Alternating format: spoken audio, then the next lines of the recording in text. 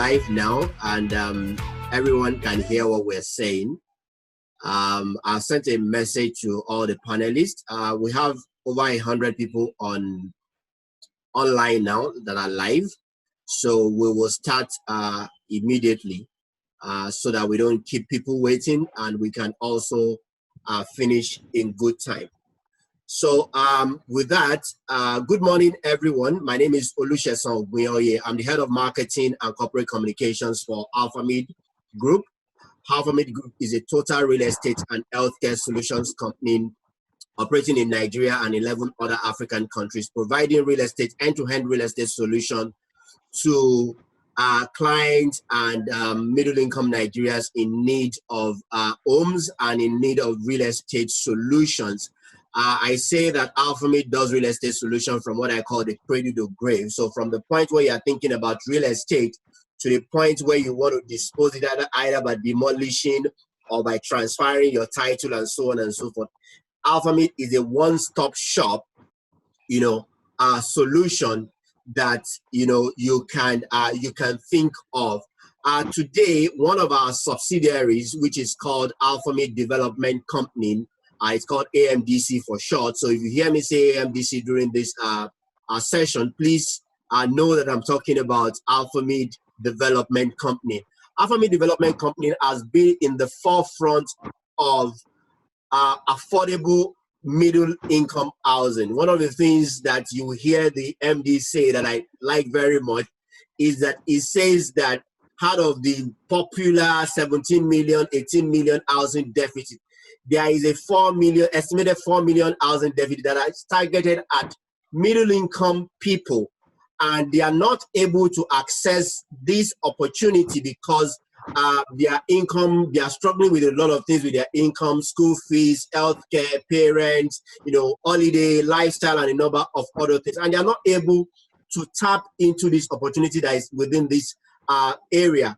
And Alphamid Development Company has come to position itself to ensure that middle-income Nigeria are still able to enjoy the good things of life while they are also able to fulfill their own ownership dreams. So from the kind of design that you are going to see to the kind of quality of building that is going to see, they are going to see Alphamid Development Company pretty much think about the lifestyle, the design, the taste of these middle-income Nigerians to design, homes for everyone. And one of the what we are here to do today is also one of the initiative of Alphamid Development Company to ensure that there is enough information out there for every middle-income Nigerians to be able to own homes, either through personal effort, employment, society groups, church groups, and so on and so forth, to be able to own a home that they are able to live in or they are able to use as investment.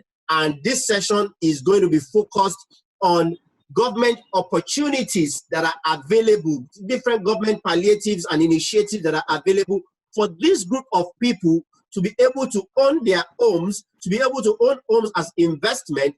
And these are the kind of things that we are going to be sharing here today. And I want to welcome the Director, Other Financial Institution, Central Bank of Nigeria, Mr. Adedeji Adeshemoye, who is going to be the keynote person today. He is going to blow your mind, trust me. And Damola Akindolure, who is also the Managing Director of Alphamid Development Company, is also here to tell you how you can, tap into the opportunities that are available in the market, how Alphamid Development Company has lowered the entry barrier to home ownership. And finally, we have somebody also from AG Mortgage who is going to be answering all your mortgage questions. There are lots of them, and you are going to get answers to those questions today. I am not the moderator for today, so let me officially introduce the moderator for today. The moderator for today is the Group Managing Director of Alphamid Group.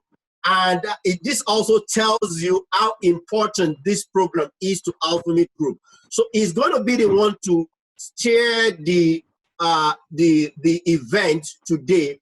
His name is Engineer Femi Akintunde. I'm sure a lot of people know him. I'm sure a lot of people know how passionate he is about real estate, about home ownership, and he's going to be the one, steering the ship of this event today. So thank you very much. Just before I finish, I go, please, if you have questions, nicely use the chat tab. All the panelists can see your question, and I'm sure they are going to take it. I also want to say, for those who have sent questions before now, please know that we have compiled all your questions and we have sent them to the panelists, and you are going to receive answers to all of them. I have only one demand, or I have only one request from you. Please stay tuned, ensure you're listening with rapt attention, and please till the end of the event. We promise not to take much of your time. Thank you very much for coming, and I hope you find today's event very, very insightful. So on that note, I'm going to introduce the moderator for today, Engineer Femi Akintunde. Please take it away from me, sir. Thank you very much, Cheson. And I welcome everybody to this webinar today. Like Cheson mentioned, my name is Femi Akintunde. I'm the Group Managing Director of AlphaMid. Today, we all know what home ownership is all about and how important it is. Home ownership has been a mirage and a moving target for many people for so long in this country. But I've come to realize that the most that have suffered for lack of knowledge. As the popular saying goes, knowledge is power. Therefore, when a man is able to gain access to good quality information and in a timely fashion, he will become more empowered and he will be able to improve his own quality of life and those other people around him, including friends and families. As a result of the COVID-19 situation, which struck the world recently, the federal government of Nigeria has put a number of initiatives in place to support the home ownership aspiration of Nigerians, either to own for living or to own for investment and rent to others. But many people are not aware of these palliatives and the process of accessing the opportunities. The COVID situation has also now made it even clearer to all over the world that owning a home in a safe and secured environment is no longer a luxury or exclusive preserve of a few rich, but it's an absolute necessity for everybody. Comfortable housing in a safe and secure environment will even become far more important under the new normal, where many organizations are now expecting their staff to work from home. How can you be productive? How can you live a good quality life when your mind is not at rest, that you are staying in your own home and you are not under the siege of a landlord who will constantly be knocking your door at the end of the month or sending you mails, messages, or making personal calls to ask you about his rent? I thank and welcome those of you who have registered and signed in to be part of this webinar today. It is a great sacrifice, but it's also an investment in your dream of owning a home. You are doing this for yourself. Either you are doing this for yourself or you are here as a representative of a group, cooperative societies, diaspora, or students of schools associations, social clubs, or co-workers, or whether you are buying to own and live or buying as an investment asset to rent to others. One way or the other, you are helping others to reduce, you are helping Nigeria to reduce the housing gap in the country. So we say thank you very much.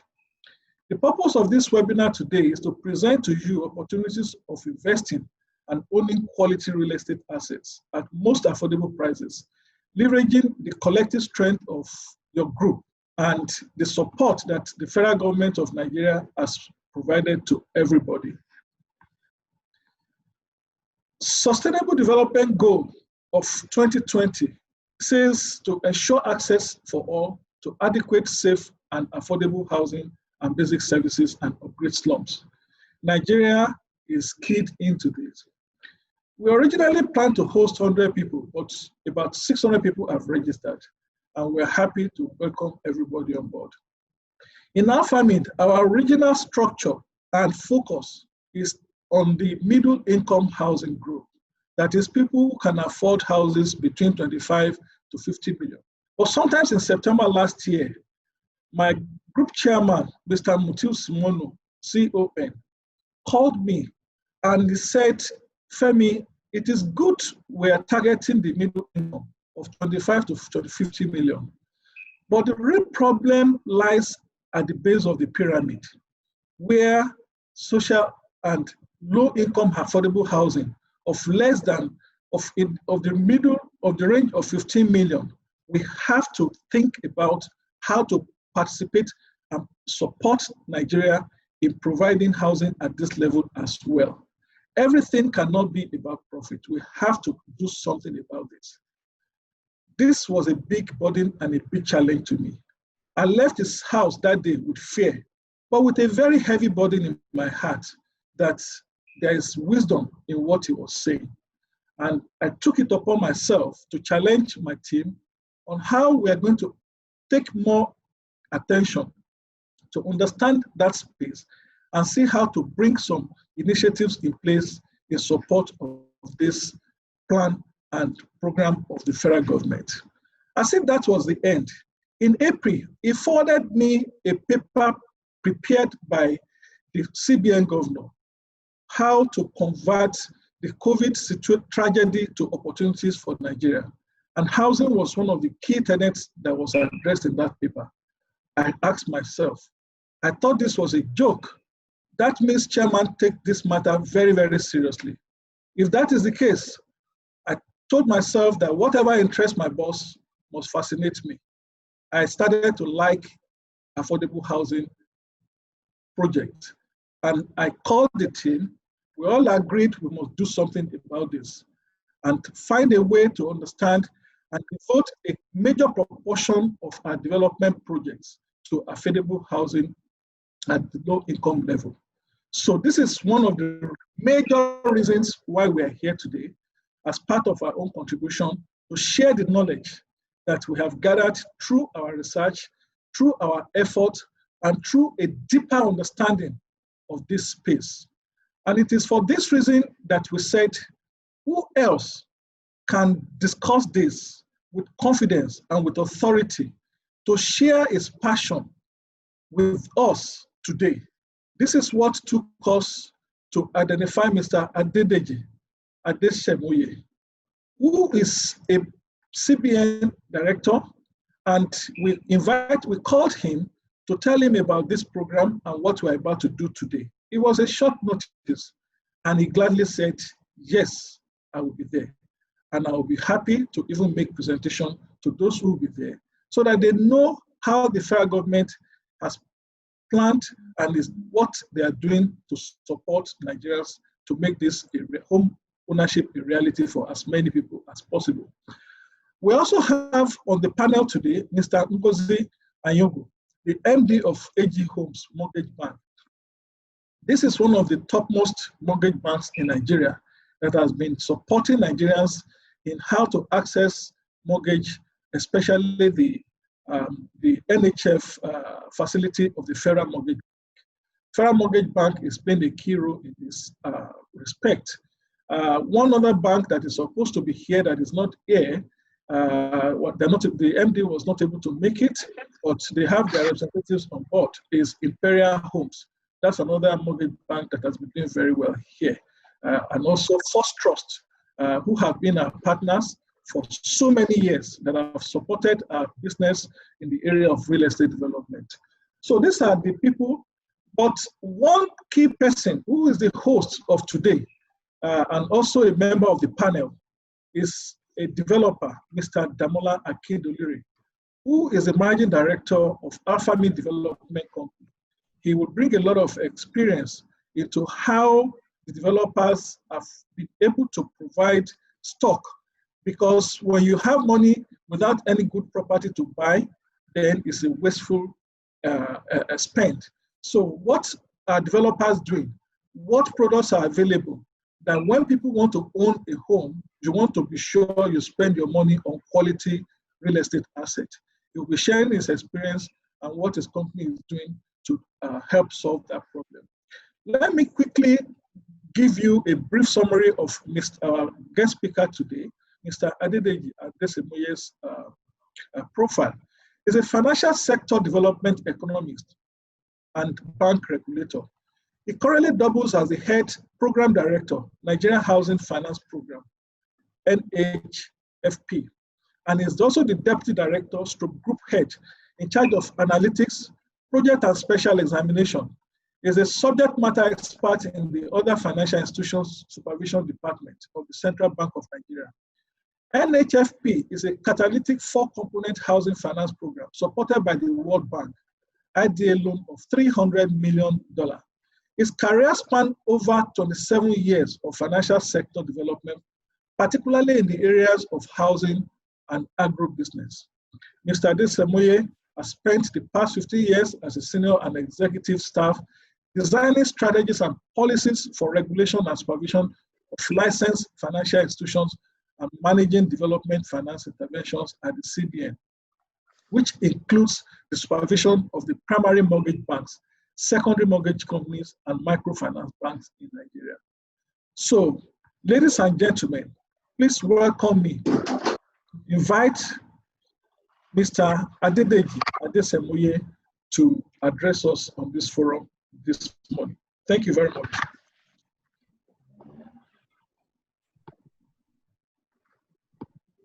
Yeah, good morning, very distinguished ladies and gentlemen. I hope everyone is hearing me. Yes, we can, sir. Okay. Thank you very much for inviting me, AlphaMed, and the development subsidiary. I want to appreciate our guest, other co-speakers, as well as our listener across the globe. I want to appreciate this effort that's been made in the areas of my desired interest and responsibilities across two institutions I've had the opportunity of being able to directly work in the past few years to serve the clients across, particularly in Nigeria. Today, like the moderator said, I double as in two institutions, working for the central bank as a deputy director at the central bank, who is in charge of analytics, project, and special examination. And I put in over 30 years of my life in this institution. And since 2017, I was also seconded to the Federal Mortgage Bank as a non-executive director to collaborate with my other colleagues there and the board to reposition the institution. So I will be talking with you, having some level of references in this area. The moderator also mentioned the project that I earlier implemented as a project director that closed in 2018 December, the Nigerian Housing Finance Program, that battered some of the initiatives that we'll be discussing this morning. So my screen is shared so that I can go straight into the discussion of today. So my outline, the outline of my presentation is as, can you make it a little bit wider? Good. Outline of my presentation today will largely dwell on the mortgage market developments since 2013 to 2019. The initiative, some of our guests here, as well as those joining us across the globe.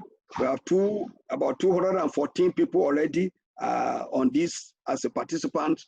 You will be listening to some of the initiatives that we have deployed, some of which are ongoing as an institution, Some are systems development processes in order to fast forward the development. Then we're going to briefly digress on the constraint to the housing market, because our approach was to de-risk the sector. The sector had a lot of risk and is a multi-dimensional sector that span across institutions, stakeholders that are beyond the Central Bank of Nigeria. So we need to deploy collaborative approach in order to be able to synergize and bring everyone's contribution on board so that we can at once focus on this Nigerian most important industry, most important sector in order to make us to realize the objectives. So we speak a bit on the constraint, and then we look at CBN Policy Trust 2020 and beyond. And with your permission, I will conclude. Next slide.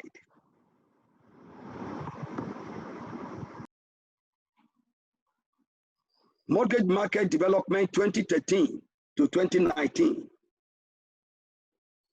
As you see that housing is a long-term asset, as the moderator earlier said, and the funds that have been available in the market for a very long time has been a very short-term deposit. You and I will agree that if we put our money in the bank, it hardly stays more than 180 days. This money had to be re-engineered in such a way that it can finance a long-term asset. Otherwise, we will continue with the mismatch. We have been on with the mismatch for a very long time. And that was why prior to 2015, we were not having remortgages. At best, we were having what we call a pseudo mortgage that could have been maybe 3 to 5 years, which is more like financing SME or consumer product. So in 2014, precisely 2013, we put together for the last administration before President Buhari, the administration of President Jonathan, we put together a catalytic project called Nigeria Housing Finance Program, which was supported by the IDA loan of the World Bank. And the idea was to connect the housing market to the capital market, where there is long-term funding. And because of this, like I earlier said, we look at the risk and the challenges that we have. So we needed to solve out the liquidity risk in order to make the market to be liquid. Number two, we needed to sort out the credit risk. Number three, we needed to sort out the challenge that we have with the land tenure and the land availability. As you know, access to land is a major thing that can that is a constraint in this particular market. And since I used to say that we don't have technology of building in the sky, we build on the land. And the land by constitutional means delegated the governance of the state as a trustee. So we do not have access without having a governance consent. The federal lands in the country is less than 5%. And for the federal government itself to access land, it has to go through the state. So that constraint was there. So we also have some other constraint of collaboration, of not working in silos, constraint of the fact that we also need to see how we put together all other initiatives in the place in a collaborative manner. So unlike the attitude of the central bank as a regulator where you can coerce people to obey your rules with sanction, we needed to go and do things in a different way. So we needed to collaborate with others. So we collaborated with the Ministry of then Power Works and Housing. We collaborated also with the Pension Commission. We collaborated with the Ministry of Finance, which is our parent for this particular Nigeria Housing Finance Program, because the loan was an IDA loan and a sovereign loan. So we had collaboration with also Ministry of Justice, Federal Ministry of Justice, and the state across the country. We collaborated with the private sector extensively. So we were able to deliver. This particular project was a big project to catalyze the growth of the housing market. And the apple of that particular project was the creation of a liquidity company called Nigerian Mortgage Refinance Company. So we delivered that in 2015. The project started actively 2014, March. So we had time to put together the regulatory framework, the licensing framework, the capital contribution, the formation of the organization, and license the organization, recruitment, and setting up the appropriate board and management. So the institution rolled out in March 2015 and began to raise liquidity in the market. The idea was to look at the mortgages that qualify. Prior to this institution coming on board, we have facilitated with the industry the creation of underwriting standard, because you cannot access the capital market with securities. We cannot access the capital market without having securities that they can understand that is being pulled together from mortgages. So for us to be able to access the right liquidity, we needed to create underwriting standard. Today, we have 4 underwriting standards ruling in the market. We have underwriting standard for the formal market. We have underwriting standard for the informal market. We have underwriting standard for non-interest product. And we have underwriting standard for diaspora, for those investors in diaspora, so that we can be able to bring in Nigerian and others in diaspora to be able to invest in our capital market. So the idea is that when you have an underwriting standard in which mortgages are pooled or mortgages are underwritten in a way that the investors can have confidence, then the papers that NMRC is putting in the market as a bond to raise liquidity can be invested in, and this investment is guaranteed by the federal government. So NMRC has been able, since that 2016, be able to raise close to 20 billion naira from the capital market to refinance mortgages that complies with the underwriting standard. Prior to this project, we do not have that kind of facility. I know you can ask me that during the time of Obasanjo regime, we had opportunity of securitizing the government housing that was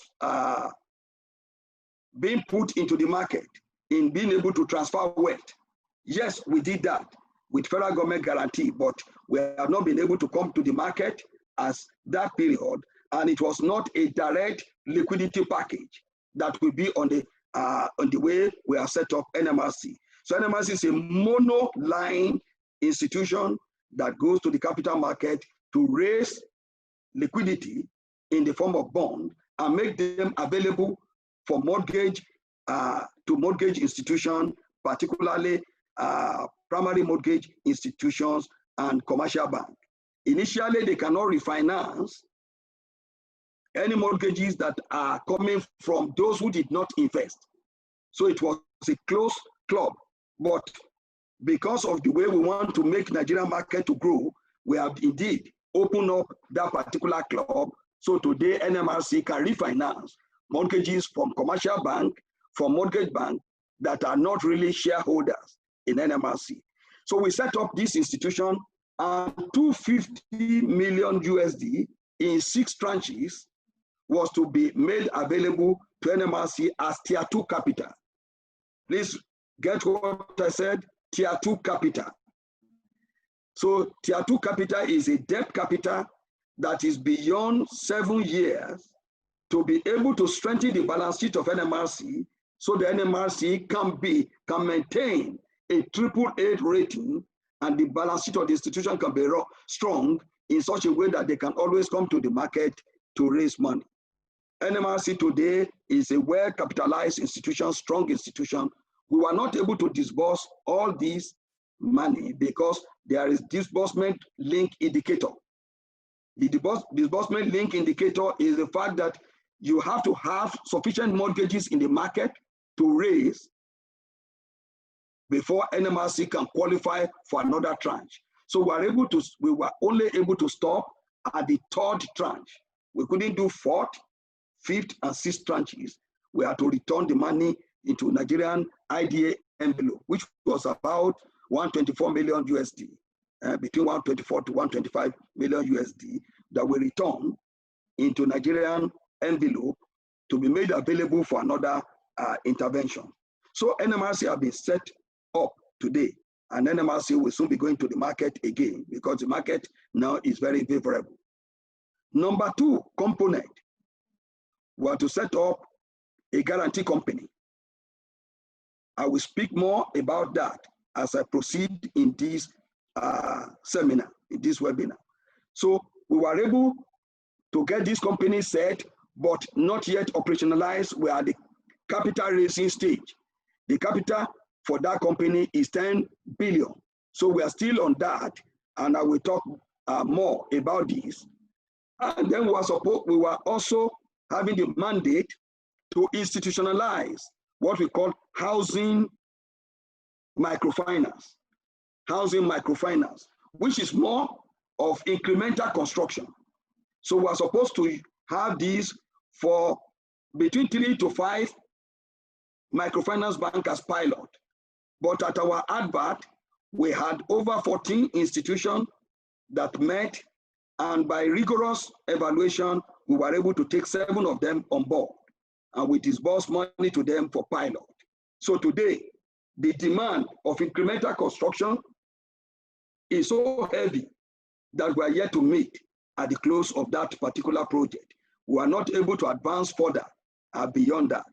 And the fourth component was more of a technical assistance in putting together some of these enlightenment campaign, setting up a program of technical assistance, exposure for the mortgage bankers and those who participated.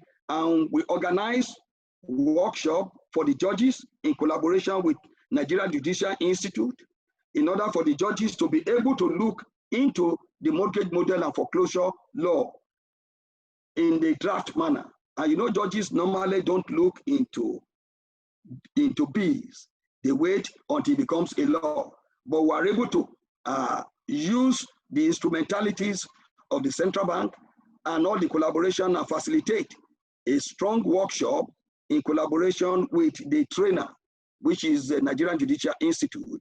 And this particular workshop was actually attended by the Chief Justice of Nigeria.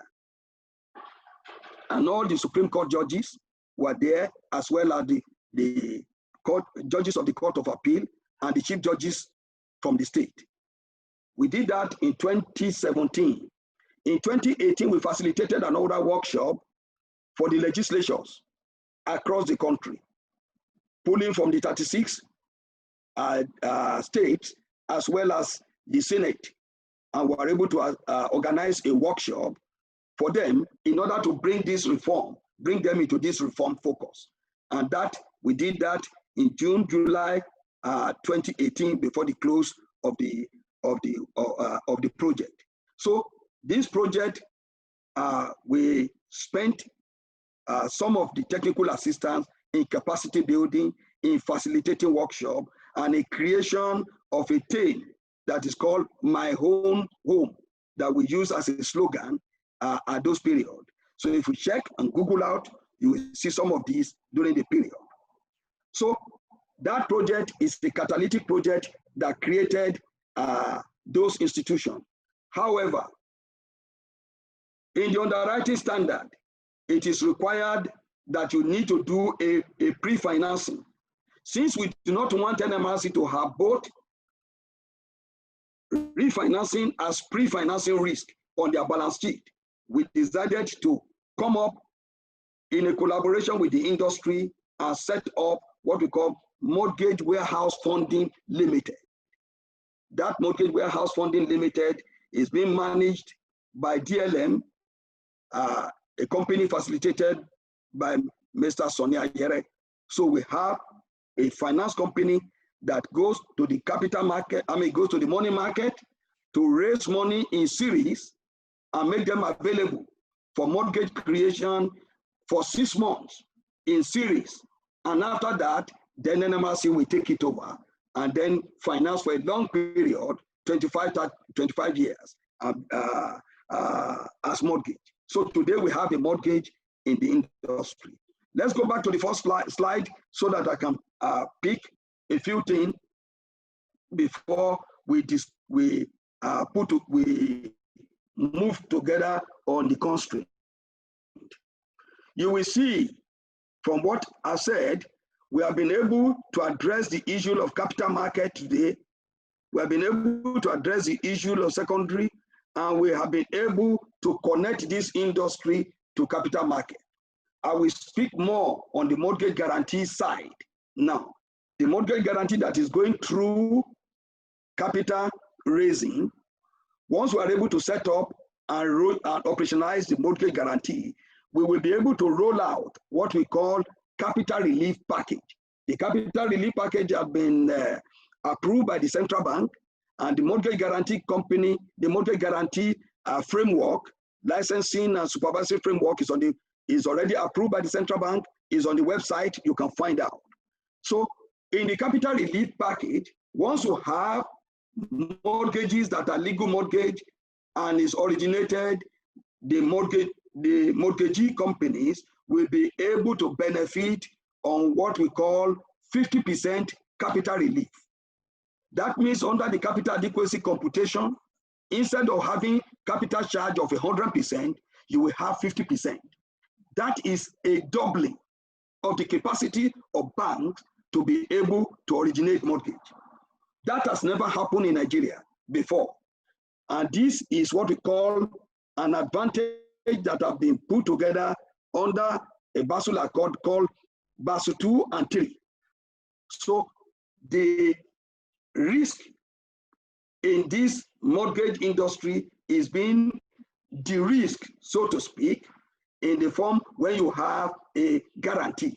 The guarantee shares the credit risk with the mortgagee. It shares the credit risk, 50-50%.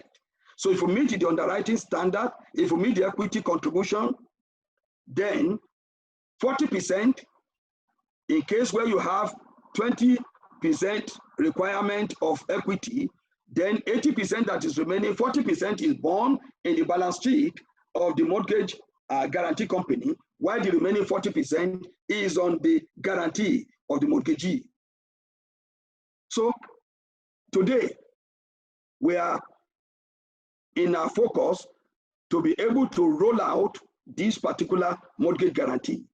The mortgage guarantee also holds sway when we have to collaborate with PENCOM, in which those that are in RSA, those that have retirement savings account, they can leverage 25% of their contribution, retirement contribution, as a proxy equity without really need to pull it out with the collaboration we have with PENCOM, so that they can raise, they can become a mortgagor, they can raise money, and they can get units and leverage this and have close to 95% mortgage that can be financed by mortgagee. So that has never happened in history of Nigeria. Today, also, you will see that we have also through the central bank instrumentalities, we have what we call mortgage interest drawback. We look at the rising interest rate, which has been a disincentive for many to take up mortgage. They have not been able to take up mortgage because the mortgage rate is so high, because our interest rate in the market is high, because also our inflation is double digit, and for banks to make money, and because of the risk that needs to. But central bank last year approved what we call mortgage interest drawback for mortgages that are in the lower range, 8 million, 5 million, 3.5 million and below. Mortgages in that realm will enjoy 40% rebate, interest rebate, so that their interest, the rechargeable interest, can come to single digit. We will talk more. You know of recently, central bank also launched what we call global standing instruction. So that if you, today, if you have money in any place in the country, in any bank, you will not need to be owing your bank. We will connect through the BVN and be able to pull the money anywhere you are in order to be able to pay down your mortgage or your debt. So in essence, we are de-risking the market. The non-performing asset will drop drastically so that investors can be comfortable in being able to invest in this market. So those are simply the summary. So presently in during this COVID era, you will see that the central bank also recognize that this particular sector is very important in transforming the economy, in creating jobs, because our approach is a value-based approach, is value chain approach across, not just to create unit for housing purpose, but the economics of it is the fact that you have a lot of job created, you have skill development, you have social cohesion, and you have opportunity for people to believe in their country, to believe in Nigeria. And of course, you'll be able to sort out some of the challenges of today, where people take arms against their country because they have no job. So housing construction, among the three pillars that CBN policy trust in resolving COVID issue and stimulating the economy back and steering the economy away from recession. CBN will be intervening in area of housing construction. Below the housing construction pillar is the requirement.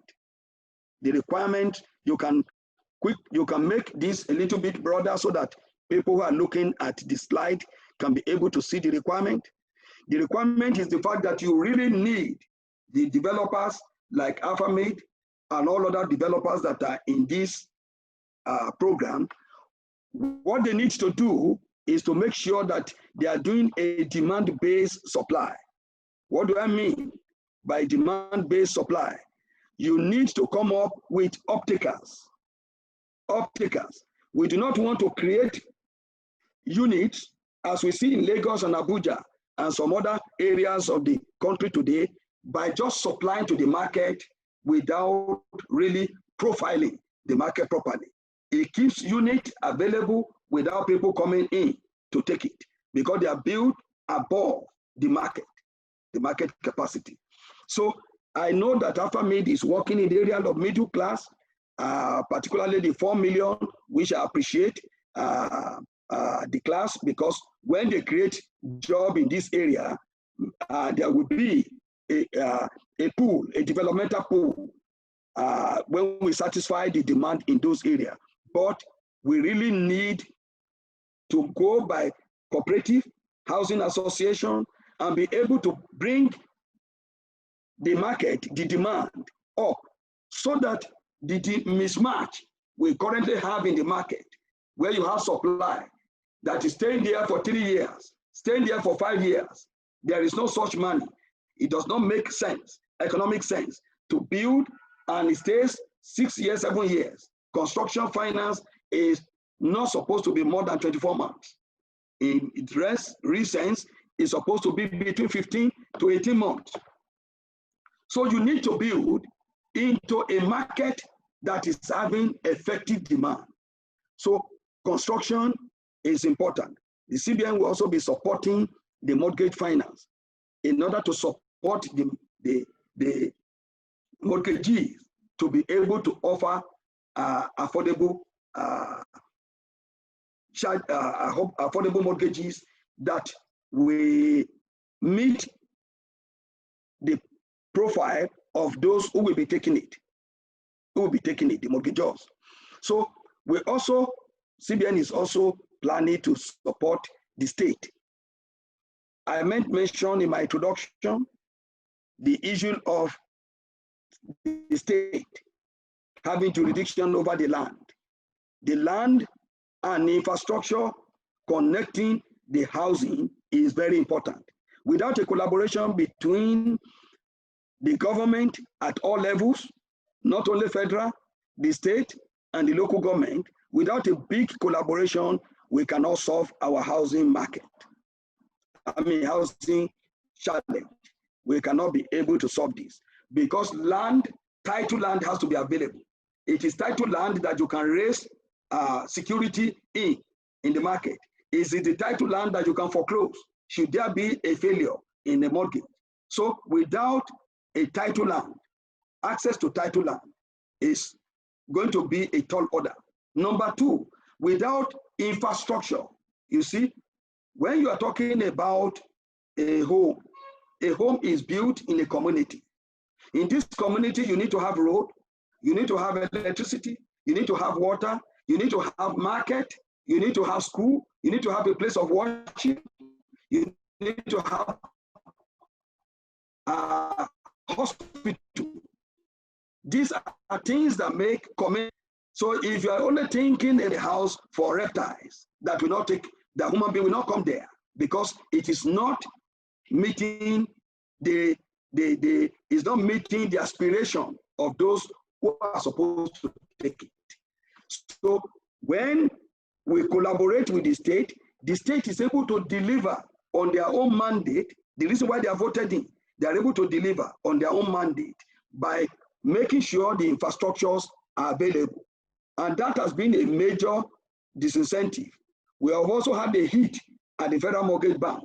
Our estate development loan has been a big challenge to the institution because others are not able, other collaborators in the game have not been able to deliver on their own mandate.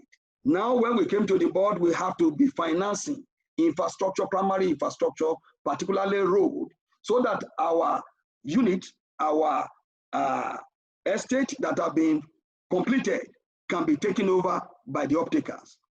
So we collaborate with the state in order to make access to land available.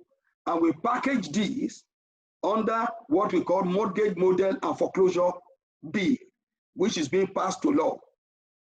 Without a fundamental law supporting the Land Use Act, we will not be able to have a good administration of land. Today, those states that have passed this law, Kaduna State, Ogun State, Ekiti State, they passed this law, they are mortgage-friendly state. Lagos State have passed this law up to, let me say, about 90%. Other states are queuing along. Cross River State, Akwa Ibom, Plateau, Bauchi, Kaduna, Kano, all these states, Katsina, they are also queuing in order to be able to pass this law. When these laws are passed, when this particular bill is passed into law, it will help us to create land, effective land registry, automated land registry, mortgage land registry that is going to be connected to the mortgage asset registry system that we are bringing on board in NMRC, EMAS. So it will be easy for you to check online with scratch card to be able to know the land available, to know the properties that are available, and be able to know those properties that are committed. And then off-takers and investors will have their risk better managed. So it is important that we have a collaboration with the state. Number two, should there be mortgage that is unable to make it, that is, the mortgagor is not performing and this mortgage has to be foreclosed. When you have mortgage model law passed in the state, then you can see through your risk as a banker. You can see through your risk as investor, and then we can be able to foreclose on those mortgages and bring them to the market for secondary transaction, and offload those mortgages to others who would like to buy those homes. So it's important to bankers, it's important to be able to have this law for private funds to be able to come into the market. Next slide.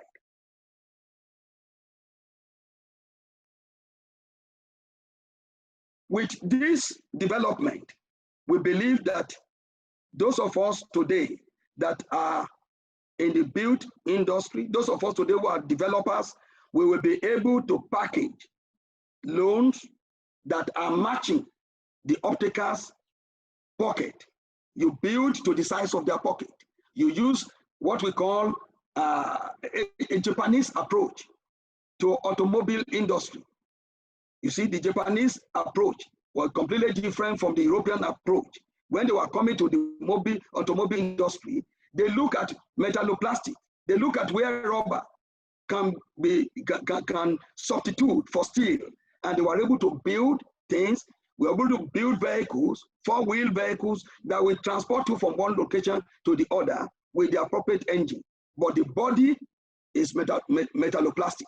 So also, we must come up with innovation that will not make us to spend all the money that we have on the way we are spending money on cement today.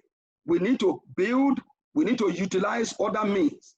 We need to collaborate with build industry and be able to come up with innovations that will make us to be able to build homes that are there for 50 years, 70 years, and we need to spend a lot on it so that people who are at the lower end of the market. We also need to look at the modular approach to housing delivery. That is, we need to go up in a modular manner and deliver. So demand side today is already being taken care of. The housing construction fund is being worked on to be there, and then the legal framework in order to address the risk in that area is being put in place in the states that are mortgage friendly. These are the total pack. This, I would say, is a total package, a revolution that is taking place in our housing industry today that we just need to key in as developers. We need to key in as would-be mortgagee. We need to key in and as mortgagors who will take this home and be able to see that other areas, ancillary industries, SMEs are open up. When you take home, you have furniture, you have kitchen, you have electricity, you have all other areas of the economy being open up. You have job created continuously as we work in the site. You have primary job, secondary job, even tertiary job for the lawyers, for the bankers, for the financiers in the equity market, and then our capital market can grow. So investment in the housing industry will stimulate economic growth, will bring the economy to back to shape again, and put the economy in growth form. So we cannot achieve growth that is inclusive without considering the housing sector. Distinguished listeners, ladies and gentlemen, these are initiatives that have come on board in the past from 2014 to 2020, and is going to go beyond as the central bank is supposed to deliver and collaborate with the state, collaborate with the Federal Mortgage Bank, collaborate across the federal ministries, and I've also told you about collaborating with the pension, with the PENCON, where today we have a huge amount of funds that have not been deployed, so that we can access retirement savings account and we can have more products in our market for investment. I want to thank you very much for listening, distinguished ladies and gentlemen, for spending your money hours with me. Thank you very much. I will welcome also intervention and question that may provide additional light to the keynote that I've been able to deliver this morning. Thank you for listening. God bless. Thank you very much, Mr. Adeshemoye. It's been a very, very wonderful session. And this is, you don't get it better than this when you are hearing from those who formulate the policy and with the right power to deliver it with passion, with energy, and with interest of Nigerians at heart. Because most government programs that work well are those that are formulated with the interest of people at heart. It's not just doing something for the sake of doing it, but for the interest of the people. So we really well appreciate how you have discussed this and presented it to us. If anybody will do it on your behalf, I'm not sure they would have done a better job than you have done this morning. So we are very, very highly privileged to have you on this forum today, sir. The session we are going into now is a discussion session where some specific issues that people have raised before this meeting have been crystallized into questions and topics for our panels to address. And after that, we will take the questions that people have also raised from before now and some that are being raised now. We'll take as many as we can. Those that we cannot take within the limited time available, because you don't want to keep your weekend fully engaged today. But it's important for you to derive the benefit for which you have already spared this 1 hour, 2 hours to be part of this event. So let me quickly go straight to the first question I would like to address to Mr. Damola Akindeluri. Mr. Adeshemoye has spoken to some housing finance opportunities that government is making available.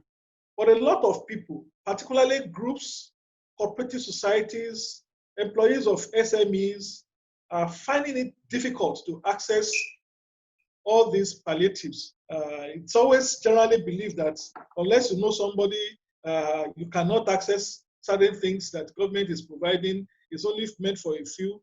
But the process also is very complex. It takes a very long time. People don't understand. How can AMDC, as an organization that has prepared and taken some people through this journey in the past, how can you make this service available to more people who may be interested in accessing these facilities and explaining the process to them? There are two questions for you in that area. So that's the first one. Second one that I want you to address together because of time is that there are a lot of asset classes that are competing with investment in real estate. I think this one is talking about people who want to buy property and rent it out to other people who may not be ready to own it themselves. So they want to buy as investment asset and rent it out. And they also want to benefit from this facility because they are Nigerians too. So in the face of current macroeconomic realities, can you speak to some of the reasons why real estate should be considered as a strong investment asset compared to other assets like bonds, like buying shares and stuff like that? So those are the two questions for Mr. Damola, please. Okay, thank you very much, sir. And good morning to all the panelists and attendees of this very important discussion, which touch all spheres of life. Like they say, the number one cure for COVID is home ownership or having a roof over your head. So I'll just go straight right into the question. The first is, how has developers like AMDC helping to bridge the divide and helping people access NHF? So what we've realized is that there's a missing link between the collaborators or the key players of the industry. Beyond the missing link, we've also realized that there's a gap in knowledge between the parties that are playing in the industry and the offerings that the industry can afford. And that's why engagements like this is what we try to sponsor, so that people can understand what are the initiatives that government have put in place to support home ownership. And that also drives commitment and belief. So one of the things that we had to do was that first we had to set up internally a dedicated mortgage desk, which is the mortgage desk will be responsible for interfacing and providing knowledge and advice to customers, and at the same time interfacing with the bank to understand the requirements of the customer. the mortgage process can sometimes be very tedious because of the documentation requirements that can come along with it. So we had to go through that process and invest resources in that space to help people understand the benefits of what they can get from initiatives like the NHF funds, the NMRCs, and so on and so forth. And then ensure that we're able to act as that bridge between the primary mortgage bank and the customer, and ensure that that interface is seamless. We've done this now for almost 100 customers, and they've been very successful. The second tool that you need to also understand is to work with very proactive mortgage institutions who understand your business and understand the need to support the customers and their homeownership aspiration. So when you work with mortgage banks that understand this process, and that's why we are very careful, we are very selective with the parties that we work with, and we have two of them on the call here, and one of them who's also one of our very strong partners. These are institutions that understand this process, and they are able to follow through this process and ensure that the right documentations are submitted, and then they're able to process this seamlessly. We must understand that the mortgage process is a very, very thorough process. And so therefore, if there are errors on something as simple as a deed of assignment or your survey coordinates or your application details, it can return the application back to square one. So it's very important for customers to understand that you need a partner that understands the rudiments and the nitty-gritty details of how to help people access these funds. I've seen questions where people have said, I've been trying to process this for 8 years, 10 years, and so on and so forth. The intention of government is to ensure that within a 6 to 12-month period, you can actually access the NHF program. But if you are working with a partner or a developer that does not have the requisite details, such as good land title, does not have the requirements of building plan approval, does not have the requirements of meeting the basic conditions that the Federal Mortgage Bank must access to be able to provide support, then that becomes a general challenge, and then the customer is made to suffer for this experience. So we have been able to take this head on, and we have invested resources in that space. And so far, we have over 100 people that have come on board our programs and our estates benefiting from schemes like this. So we can tell you that it is real, and government is definitely doing what they need to do to support that industry. The second question speaks to why real estate at this time. Clearly, by the time you look at all the other asset classes that exist, with government instruments or yields turning in about 3 to 4% currently, the famous saying is that real estate is the only estate that is real, all right? And it is the only estate that can transfer wealth from generation to generation seamlessly. I remember Lekki Phase 1 in 2002, 2003 used to sell for 3 million naira for a plot. And today now you find those kind of developments going 180 million, 200 million, and so on and so forth. So I remember, and that's one thing that we take, that God still continues to make human beings, but has stopped making land. So therefore, there will be demand and pressure on landed assets as the population of the world continues to grow. And for that reason, it's important that you take position and ensure that you invest in real estate to ensure you're able to harness the value and restore and also preserve value for your generation. So if you look at the other asset classes, you realize that real estate capital appreciation in Nigeria is quite very strong. And so therefore, it's important that when you look at your overall, what I call it, portfolio, you must consider real estate as a critical part of it, or have a strong weighting on real estate because of the fact that, one, it's able to hedge effectively against inflation, especially in a high inflation environment like Nigeria. And then secondly, it's able to also preserve capital value because they work, inflation works and capital appreciation work in similar, in proportional direction. So these are the things that make real estate what I call it, the best of the best in terms of the asset classes that you can also look at. And then the last question speaks to the issue of rent. If I buy this house, I'm not ready because I have commitments in Abuja or in Port Harcourt, and I want to rent it out. And this is where we have also been able to show innovation. Beyond the fact that we use technology to build our houses, which allows us to put up a building in 10 days post-construction of the foundation. We've also introduced something called the Rent for Less Partnership. The Rent for Less Partnership allows us to ensure that we're able to change the narrative from this annual regime of rental payments. And we have now gradually moved into a monthly regime rental payment, which is what is obtainable in other climes around the world.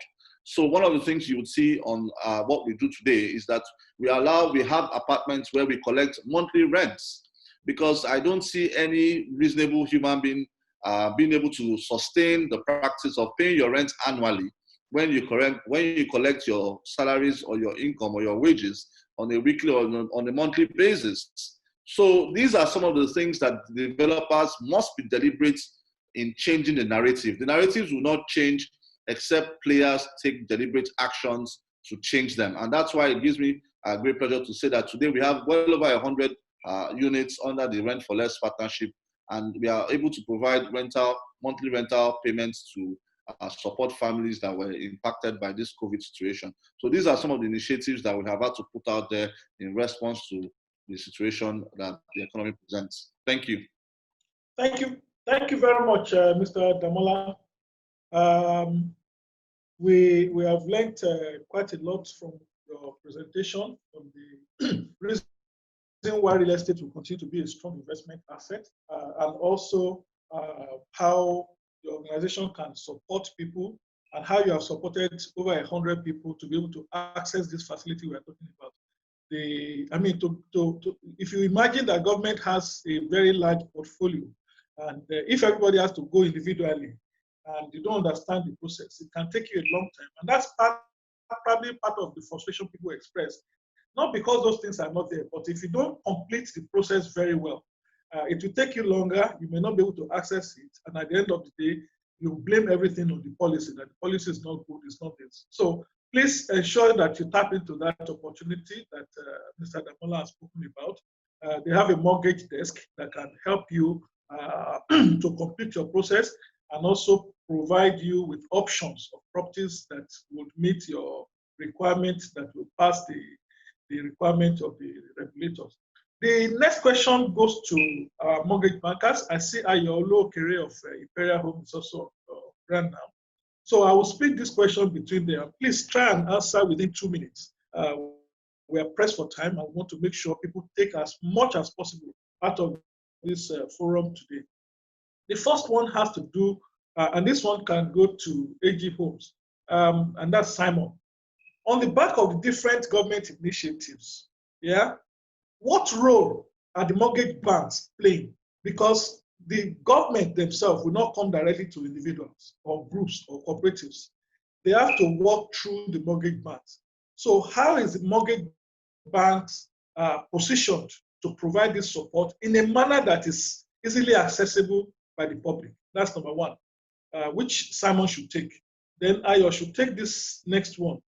What products and initiatives do mortgage banks have specifically to address the requirements of groups like banking, and like cooperative societies, church associations, social associations? I know that there are quite a lot of government of states on this forum today.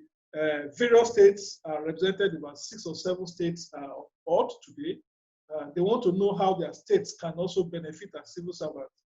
We've also noticed that quite a number of associations, old schools, or what have you, they're also on board. So they would like to know what specific package do mortgage banks have that connect with these federal government initiatives for them to benefit from. So let's start with Simon, please. All right. Good morning, co-panelists. Good morning, the Deputy Director, CBN. Thank you, Sir Adedeji, for the wonderful presentation. Within the confine of time, I want to quickly say that the mortgage bank strategically has a role of simplifying how mortgage is assessed, and also primarily has a role of ensuring adequate sensitization. And how would that happen? That will happen by reaching out to people. Gone are the days when banking should be armchair banking. The mortgage bank have to be positioned in such a way as to reach out to the people via a whole lot of presentation, I realized that a lot of people don't understand how to access the mortgage, especially the government provided mortgages, the social mortgage schemes like National Housing Fund. A lot of people don't understand also how to access their retirement benefits in funding their equity leg. So this knowledge gap is there between the government and the society. And the truth is only the mortgage bank can actually bridge it. And to do that effectively, the doors have to be open. Other social media platforms have to be developed by mortgage institutions to allow free flow of information between the public and the bank. And then, can you hear me, sir? Go ahead, please. Okay, thank you. So social media platforms have to be developed.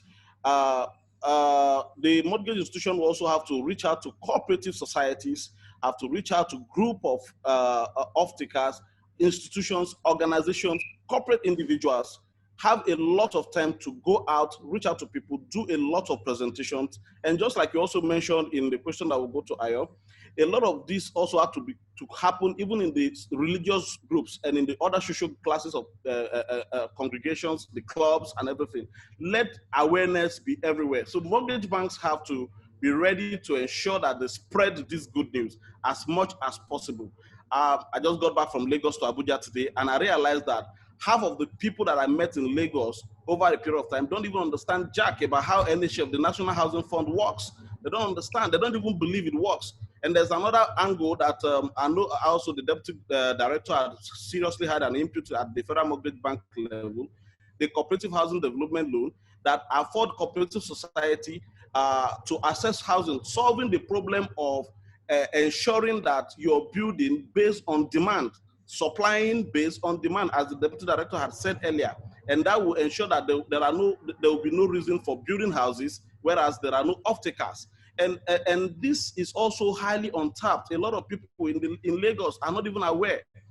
Abuja, let's say relatively people have a little knowledge about these things, but some part of Nigeria, and I can imagine what's going on in Ibadan, I can imagine what's going on in Akure, I can imagine what's going on in Kaduna, I can imagine what's going on even in Ekiti that have signed up the mortgage foreclosure law, making mortgage accessible and affordable.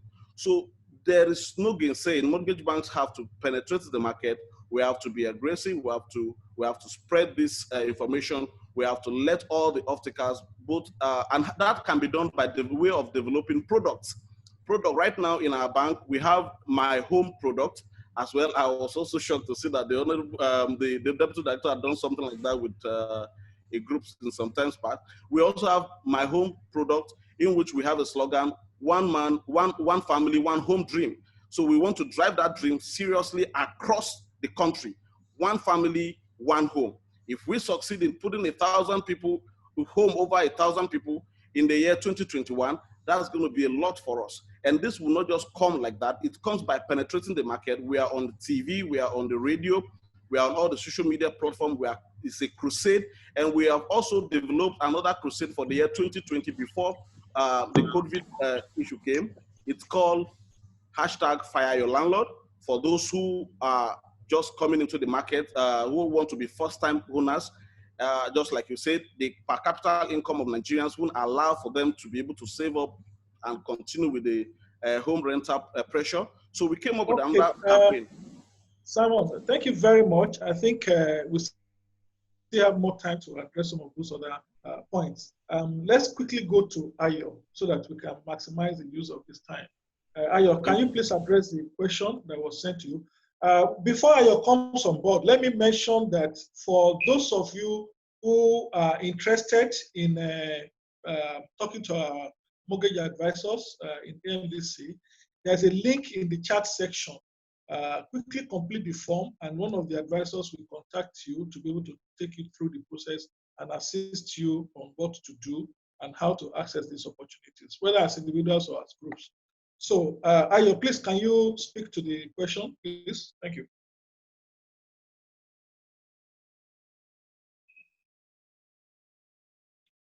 In 2 minutes, please. Hello, can you hear me? Yes, we can hear you. Go ahead, please. All right. I think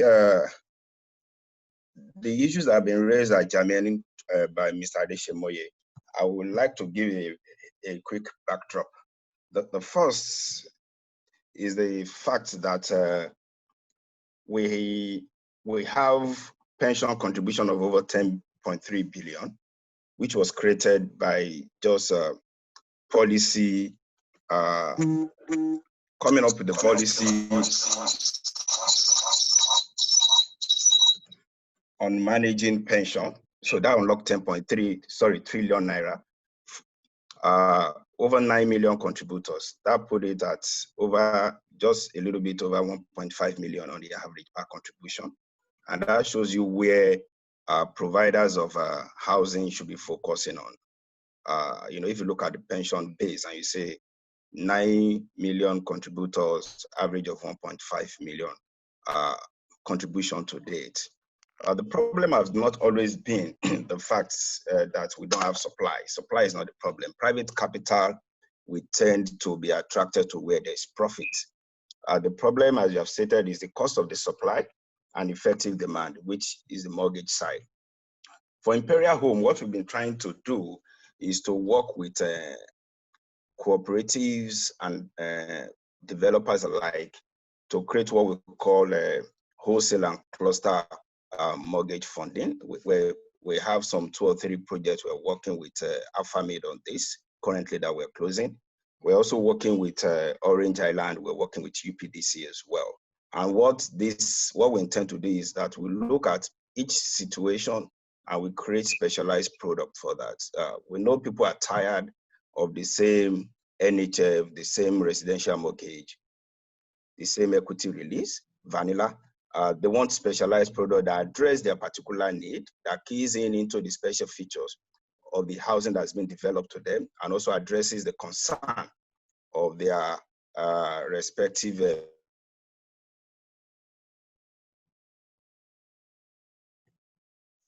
members. And that's what we've been seeing with some banks. We were able to close that before the pandemic. We were talking to LIRS. We have a very good partnership with them. So what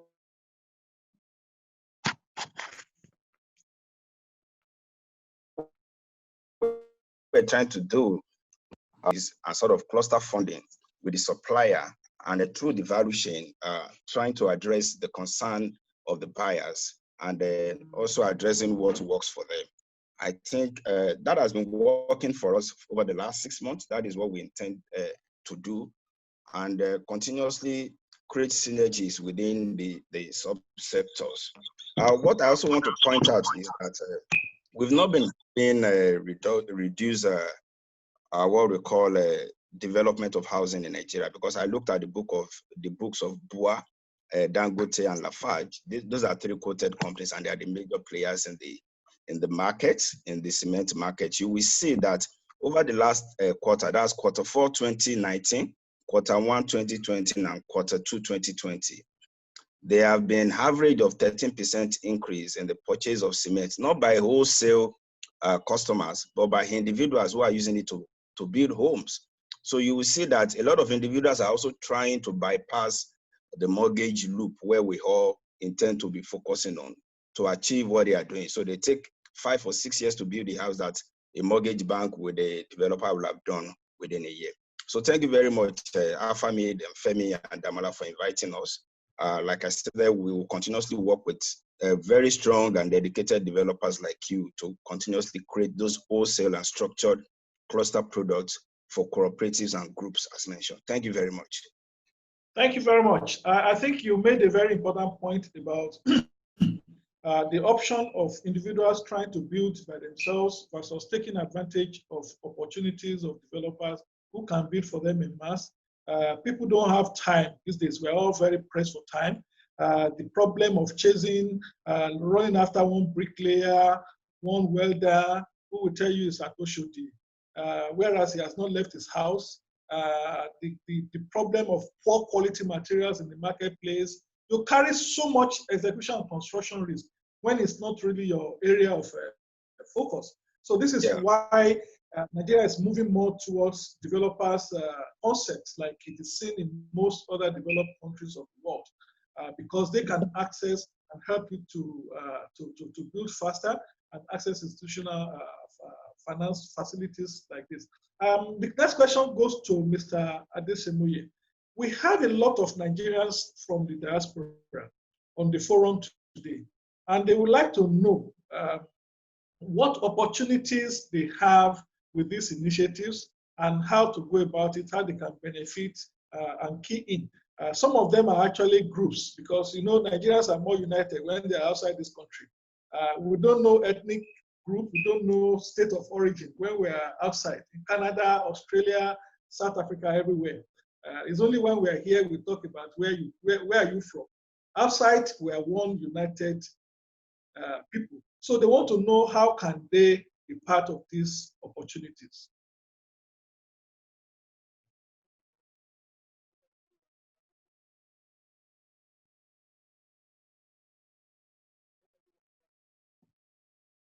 We can't hear you, sir.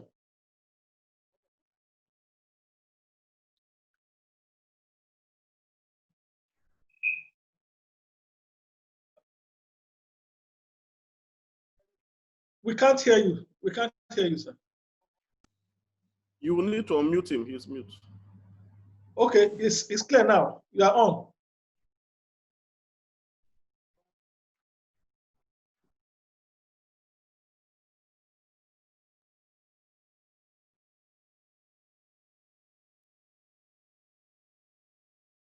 You have muted yourself again, sir.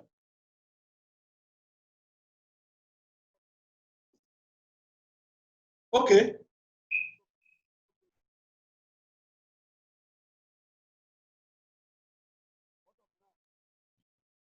I think something is wrong. We can't hear you.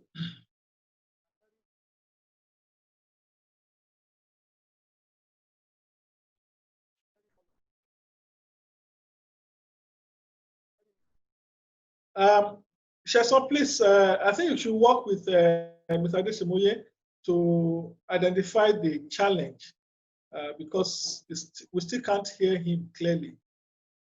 Okay. All right, so let me go to some of the questions that we have on the forum. What opportunities are available to people who are close to their retirement age or academics whose retirement age is 70 years? Can Simon respond to that, please? Yes, please. Thank you. For mortgage, the underwriting, the uniform underwriting, whether the social mortgage scheme or the individual mortgage scheme, requires that 60 should be used as the benchmark for assessing the loan and for undertaking the repayment. Therefore, if a client is aged, approaching 55, 56, it becomes a little bit difficult to assess the regular mortgage. However, for a body like Federal Mortgage Bank, there's a little window for home renovation loan, though very meager, 1 million naira for 4 years. Is still eligible for such. Academicians that have up to 70, 75 in the case of professor, even when they are up to 50, 55, 60, are still eligible because their repayment tenure will be benchmarked against their retirement. For also people that also, even at 55 or 56, but their exit package is such that can take care of the value of loan that they want to assess, they can be reappraised and also given the opportunity to come in. And now, the exit repayment will have to be tied to their exit package. If that is comfortable with them, that can also be taken into consideration, pending when the issue of access to the retirement savings accounts becomes active and valid. Thank you. Thank you very much. Is Mr. Adesemoye back now?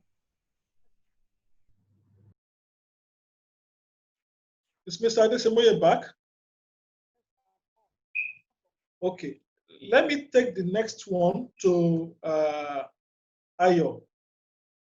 We have quite a number of people on the forum today who are in the informal sector. They are not working for any corporate organization. And some of them who are also working for corporate organizations, their organizations do not have provision for NHF. For whatever reason, they are not deducting it. Some of them are just like individuals, and they want to also be able to access this opportunity. We have some Nollywood actors on the forum today, and I mean, we can't mention their names, but they would like to know how can they also be part of this since they don't work for companies. Please address this, Ayo. Yeah, the informal sector is one that, as a bank in Imperial, we've been focusing on. In fact, we currently have up to 10 to 15 people in the entertainment sector that we're working with on that aspect. There's also a specialized uniform underwriting standard that has been put together to address some of the inquisitions and challenges for the informal sector. So the informal sector is one that most mortgage banks are trying to penetrate. There's no restriction whatsoever. Only that the process of profiling is a bit different from the formal sector. So there's nothing stopping anybody that is not working any normal salary, or you have your own business. You just be profiled. We'll look at the inflow and the source of income. We also try to also evaluate some other things around the business you're doing. And for most part, we've seen informal sector applicants having much more cash flow in terms of how deep and diversified they are compared to those of us that we say we are formal sector. So like I mentioned, the NHF has product and allows people in the informal sector to apply. The normal mortgage, residential mortgages allow them to apply. And we've seen them also taking up a large chunk. From the last data I got about mortgage banks in Nigeria, over the last 1 year, since mid last year, 55% of the mortgages created has been from the informal sector. So there's nothing stopping them. They are just as qualified as everybody in here. Thank you very much. Thank you very much. Is Mr. Adesimoye on now? Yes, please. Oh, okay, sir. Please, can you take the last question? And let me add one more to the first one you were to talk on. How can people in states or other forms of employment with no contribution to the NHF participate? That is, there are some state governments that are not subscribed to the NHF, although that's strange to me. But I mean, this person must be one of those civil servants. So he's saying, how can their states be part of this scheme? So that's a question that came through. You can add it to the first one you are to address. Thank you very much, moderator. The first question was opportunities for the diaspora, if I get you right. Yes, sir. Yes, the opportunity for the diaspora is there in our mortgage sector, and we don't want them to depend on the risky area that they were going through before, building through the families, and they tell them stories, and they are not able to recover the money anytime, because even when they are showing them the site they are showing them sometimes is not as what it is when they get to Nigeria, and they get frustrated. And that is why we have uniform underwriting standard today for Nigerians in diaspora. Now we try to profile them in such a way that is connected. We know that this will appear to be their second home, because their primary home is where they are. However, we mitigate that particular risk by connecting to their own credit rating, where they are coming from. So today we have very good credit rating agencies, as well as credit bureau in Nigeria here, where we can collect the credit information from where they are, and defaulting here will be regarded as defaulting there. So we are doing that collaboration in order to be able to mitigate the risk. So they can, even overseas today, they can create themselves as a cooperative. As you said, that many of them are more united abroad, and we can start to introduce them to a bank here, and they can also actually have an NHF number in such a way that by the time they get in touch with one of the estate development companies like AlphaMid or PMB here, their home ownership will be very smooth and their repayment will be very smooth. So it is good for them to go through these structures that we put in place.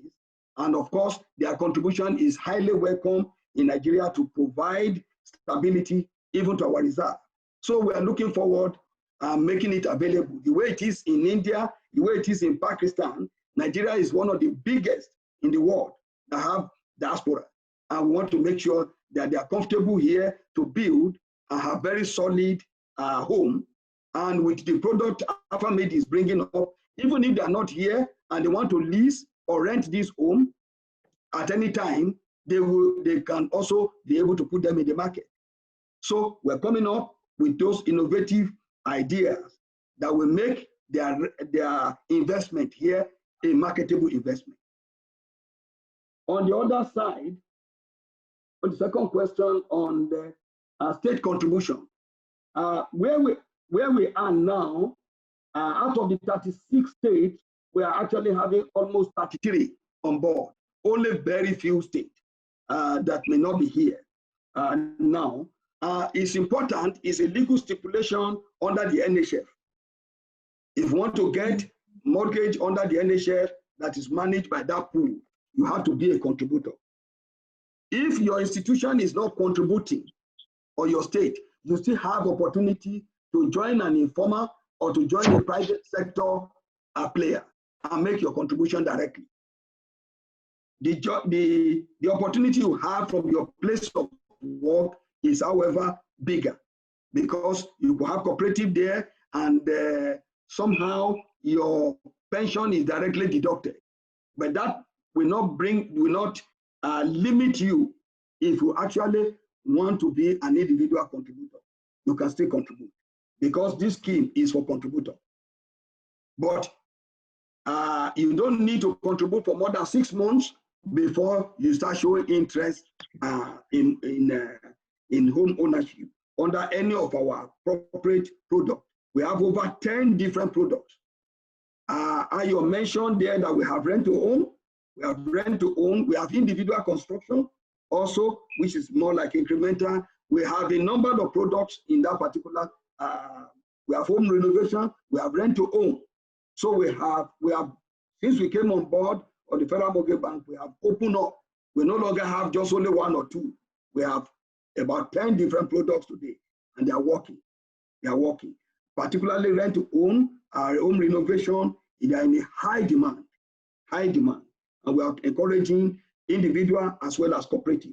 So Nigerians in diaspora and those who employees are not contributing or state are not contributing, they can contribute themselves. But I will encourage their state to contribute because we are really collaborating with the state so that the state government also can bring the goods to their people. They are politicians, I'm sure they want to score also political points that they have been able to do ABC during their tenure. So these are the collaborations that is going on, including collaboration with Nigeria Governors Forum. So we have states where they can also ask what their colleagues are doing in another state, so that today we can use peer group success with those who are laggard, who are yet to come on board. Thank you very much. Thank you very much, sir. I think the next point, the next question I want to bring up is for Damola, and he will just take this and link it to a short presentation he has on how, on the process. He will describe the process. This forum cannot allow us to describe it in full, in detail. So I want to encourage everybody who is interested to complete the form online so that you can be connected to one of the advisors to assist you in that process. But Damola will show us some of the projects they have that can benefit from the mortgage loan, because there's no point, nobody will give you money without showing the product you want to buy. And the product must be credible, it must meet certain conditions, and all those processes will be explained. But before he goes to that, let me give him the 2 questions here that are sent to him. Do you have a cooperative or building society you can recommend to groups without a cooperative society? That's for some groups, they want to come together as a group and they want to participate in this. Do they have to go, be formally set up as a cooperative society, or they can go as a group? How can that be done? The second question is about, this is a group, a cooperative society. They said they already have their land and they want to know if AlphaMid can partner with them to build for their members so that they can access this mortgage facility that is being discussed here today. So if you take these 2 questions, then you can take it straight into your presentation. Thank you very much, sir. So I'll take the last question, which is, we have land, and are we happy to partner with you to help access the initiative? We are very strong promoters of the Housing for All initiative under the National Housing Fund program. So we are very happy to discuss with cooperative societies that do have parcels of land already acquired. And what you need is the deployment of the development expertise by AlphaMid to put comfortable designs and structures that can help you access the funding being provided for by the Federal Mortgage Bank. So we're very happy we can partner with you, and we have about 2 or 3 like that already in a pipeline, quite very large institutions that we're working with to support this kind of initiative. That's why it's important that we organize ourselves in cooperatives or in smaller groups so that the structure helps us to present a very organized means or method of how government can penetrate and support smaller groups of individuals if they are properly organized into cooperative societies and organized groups. Those are some of the things that are lacking in our space.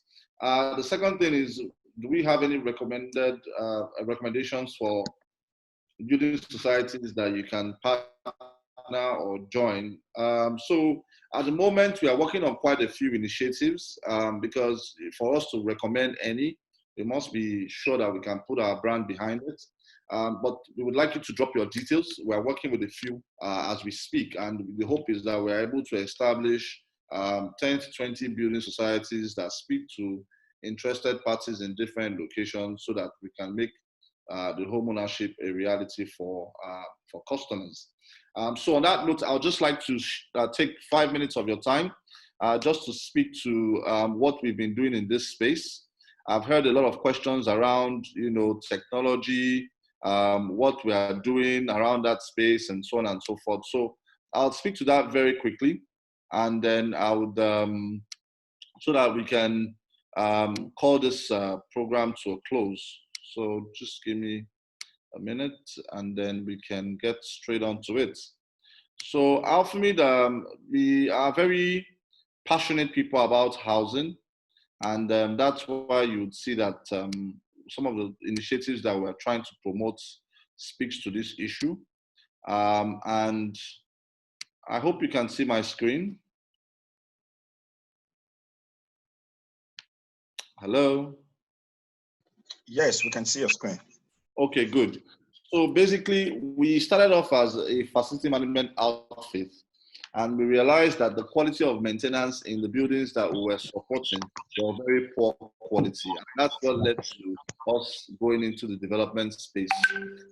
We've also evolved from there. We've now become the first ISO certified 9000 and 1015 company to be certified to that standard, by Bureau Veritas, which is to the UK Accreditation Society standards, which is we try to ensure our development process is in line with best practice.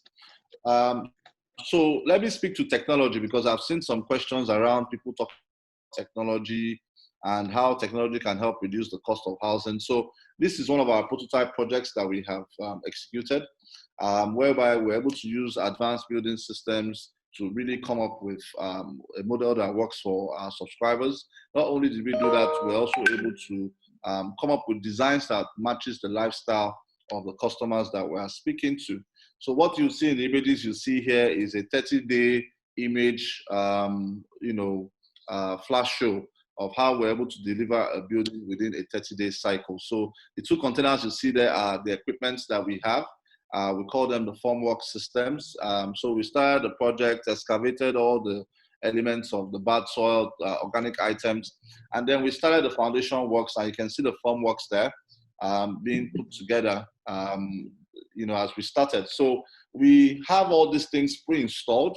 So you can see the reinforcement elements are done. They are pre-installed, and then the panels can come up within a 2 to 3 day process. And once that is done, we're able to cast the deck and the wall simultaneously. One of the things you observe from here is that you see that there are large windows that allow for proper ventilation of items. And we use the best-in-class quality of concrete, which is we work with Lafarge to do that. So in 30 days post-foundation, you can see the building is all up. And you can see that the building has all the requirements of a building that has the outdoor terrace, large windows, and it meets the requirement of our target market. Flat roofs are deliberate so that we can encourage the use of solar panels. And it's so important to also mention, we are currently going through the HEDGE certification process, green building certification process, which from all standards we already meet. So I'm sure in a week or two, we will be EDGE certified, which will make us the one of the first live developments, fully completed developments to be EDGE certified to that standard. And EDGE certification is not just something that we want to just brand out there. It actually saves you money, because if you're able to reduce the cost of energy by using solar panels, you're able to reduce the cost of cooling in your internal environment by having large windows, you're able to reduce the cost of maintenance by having systems properly put in the right area, then it actually saves you money. So that's the whole idea of the EDGE certification. So these are interior images that speak to what we've done. This building was up in 30 days. We were able to finish the foundation works, and then the building came up within the 30 to 60 days cycle. So these are other prototypes that we have also delivered on. So we've seen how technology can also reduce the cost of construction, improve the quality of construction, at the same time improve the speed of construction. These are multi-level units, all completely done and closed as we speak. So basically, like I said, the cost of construction, the speed of construction, the maintenance cost all speaks to why technology is important in housing. Now, let me speak to some cooperative interests that may be on the call. One of the initiatives that we also were able to come up with was that we started a program development called Transcendence Estates, where we're able to split the plots into sizes that were affordable. So we use the 320 square meters rather than the 648, because people need to understand the concept of what a plot of land means and what you actually need for your houses. So we see a situation whereby people like the 648 square meters, but do not have the resources to actually develop on that size of land, especially in a community where you already have provision for green areas, for parking, for play areas, and so on and so forth.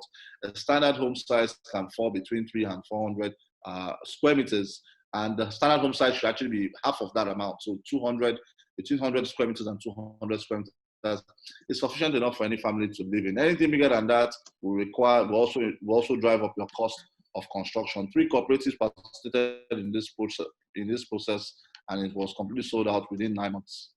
So that's the project in question. And then to Green Park, which is one of our live projects at the moment, located next to Novari Mall. We have well-organized layout that allows us to match the different requirements of the project, commercial, institutional, and so on and so forth. And one of the things that we have done is that we always try to ensure that the infrastructure is first put in place so that people can inhabit the place as soon as developments are done, rather than try to do it the other way around. We have over 100 units under construction on this site as we speak. all 100 of them are currently being all sold already. And we'll be starting the second phase of our program called the Project 1000. So we're looking to deliver 1,000 units of 1, 2, and 3 bedroom apartments in this particular development, using the NHF as a primary driver to show that government initiatives can also, government can collaborate with developers to make homeownership a reality. So in the affordable housing space, we've also done a few things there. We partnered with the Ogun State government. This is some of the initiatives that we're able to put there. Some of these houses cost less than 12 million naira. We're able to deliver on these buildings within a relatively short period of time. And this is a new Makun in Ogun State. This shows what technology can also do when you deploy technology with initiatives that government has. So without saying too much, I've already spoken to what we want to achieve under the Project 1000 units, which will start sometime next month. And I want to encourage all our partners to see how they can participate. Different cooperative societies they are free to reach out to us to see how we can support them. These are prototypes of the units. And we also will be promoting the Rent for Less initiative using this particular project so that you can have a fair idea of what we're trying to achieve. But let's speak to the real issue why we're here, which is the cooperative development program that was mentioned earlier on. So it helps you to organize yourself under a cooperative umbrella that can give you access to 15 million naira for each member of the cooperative. And the price range for the apartments I had mentioned under our Project 1000 is between 10 and 25 million. So subscribers who have the resources can also make up the equity, at the same time access the NHF. But if you look at the blended cost, it still comes down to something that is quite very affordable. This is an area where you currently are seeing rents in the range of 1.5 to 2 million for a 3-bedroom apartment. And one of the things you can go to the bank with is that we deliver on our promise. So a 12-month timeline for delivery is a primary focus. So I hope I've been able to use the last 5 minutes to at least just speak to some of the initiatives out there in the market that we are doing, how we have used technology to enhance home ownership, and what we are doing going forward to support home acquisition. Thank you very much. Mr. Damola, we really enjoyed that presentation. And one of the takeaway that I would like people to bear in mind is the last one. He spoke about the fact that Project 1K, that's to build projects of 1,000 units of different sizes, 1 bedroom, 2 bedroom, 3 bedroom, that will fall within the affordability of a lot of Nigerians. Is starting by next month. And one of the benefits of this, why the cooperatives and the group is also very well encouraged, is that there is just like Mr. Adesemoye has explained to us, there are specific programs in place that enables us to access those funds very quickly as a group. And the beauty of this is that we already have land of about 50 hectares. Maybe I should put that in dimension. That's 500,000 square meters, which we are working on at the moment in Lagos. We're looking at some projects in Abuja as well. And also 3 state governments are already talking to us where they're going to provide land and enable us to come and build for them, for their civil servants. There are also informal groups like some marketing associations, some farmers and stuff like that. A lot of people who may also be able to key into these initiatives are welcome.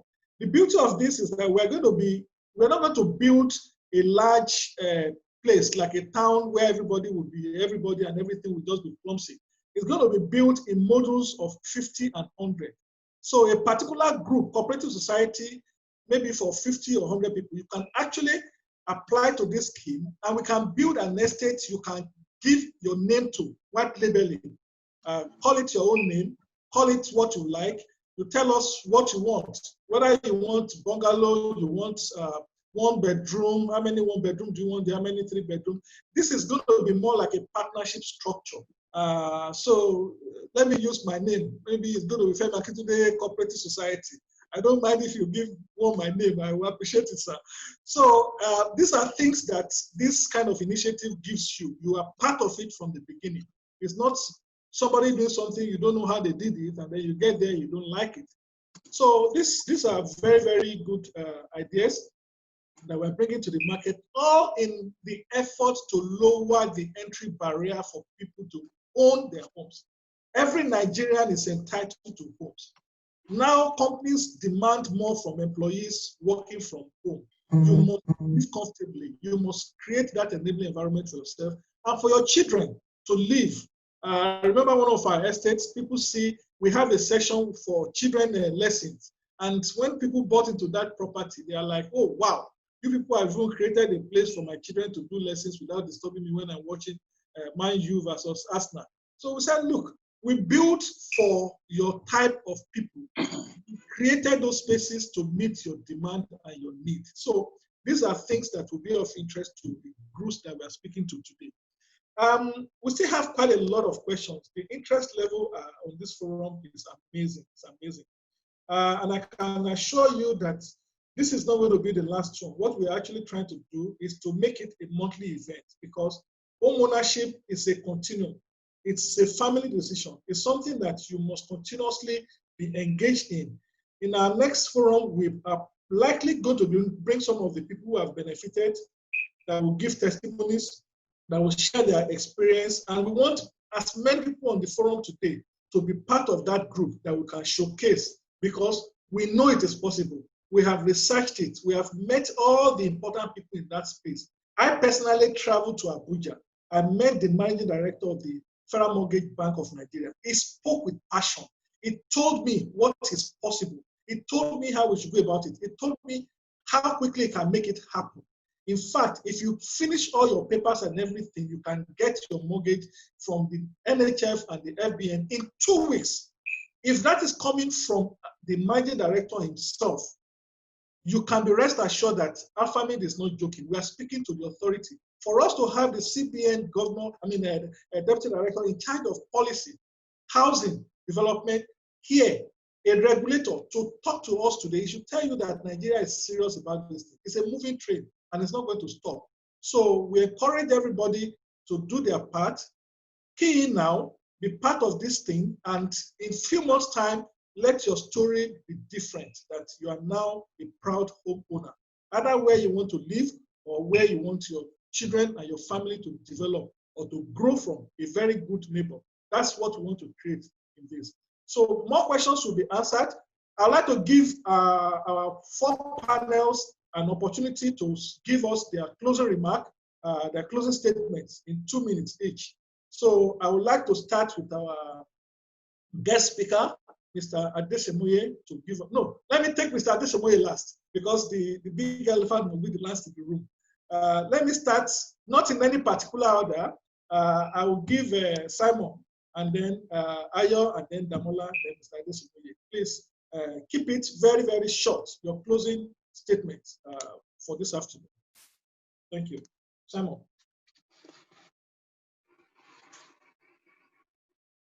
Okay, AlphaMid, thank you for this wonderful opportunity. I want to close by saying that mortgage is a reality in Nigeria. Trust me. Whoever had doubted mortgage before is because you've not met with the right professionals who will package you, process you, and the right mortgage bank that will make it happen for you. But for mortgage and mortgage products, both at the social level, the social mortgage scheme has been orchestrated by the government agency, NMRC, Family Homes Fund, Federal Mortgage Bank of Nigeria, for which Mr. Adedeji is a director there. They are all working.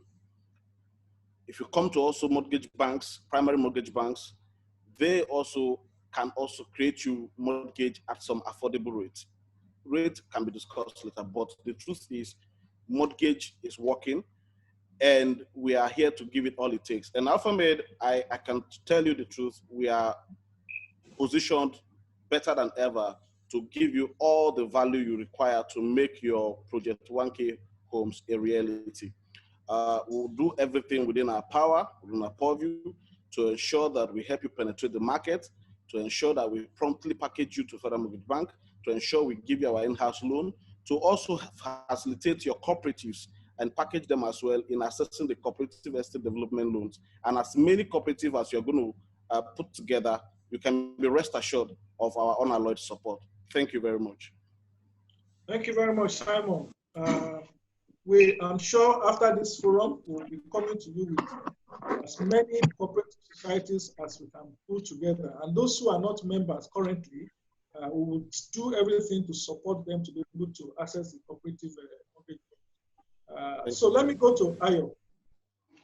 Thank you once again, ALFAMID, for having us on this event. It's quite insightful, and to also see the turnout is that's quite shows the level of dedication and commitment and focus people are having on this topic. I would like to say, from the experience of working with ALFAMID, I'm quite sure that it's possible to achieve the project 1K. Looking at the housing deficit we have, whether it's 16 million or 10 million or even 1 million, you can see that the 1K is a drop in the ocean, but baby steps are allowed. That is how you grow and gain traction.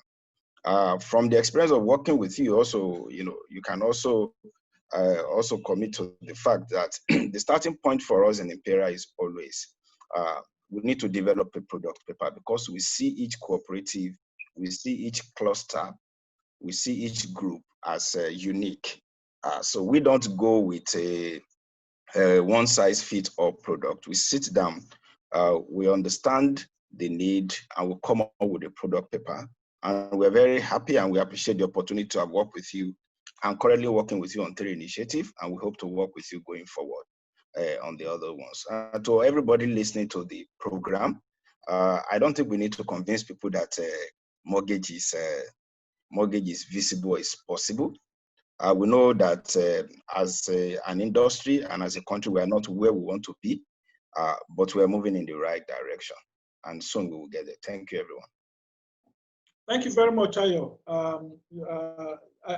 If we speak like this about 10 years ago, people will never believe all of us. In fact, yes, when you call anything and you say a CBN person is coming, they say they will come and speak all the English again. But we now have very good stories to tell. We have professionals like Mr. Adesemoye who are very passionate. They devote their energy. They work like private sector. Everybody has seen that unless you provide housing for our people, security challenge will continue to be there. A lot of productivity time loss will be there. People's health is at risk. Safety and security is at risk. So the earlier we approach this and make sure everybody has good shelter covering their head with their family, it is better for all of us. So we must address this issue of housing. We cannot be talking about it without doing something about it. So this is the time for us, and we have seen very good effort and clear demonstration of focus by government. We better key in. This is the time to take advantage. The stock of good products, good properties have to be there, and people have to key in and buy them. So let me take Damola before we take the big boss in the house to close this session. And then Sheson will give us a closing remark and a vote of thanks. So Damola, are you there? Okay, yes, I am. Thank you very much, sir.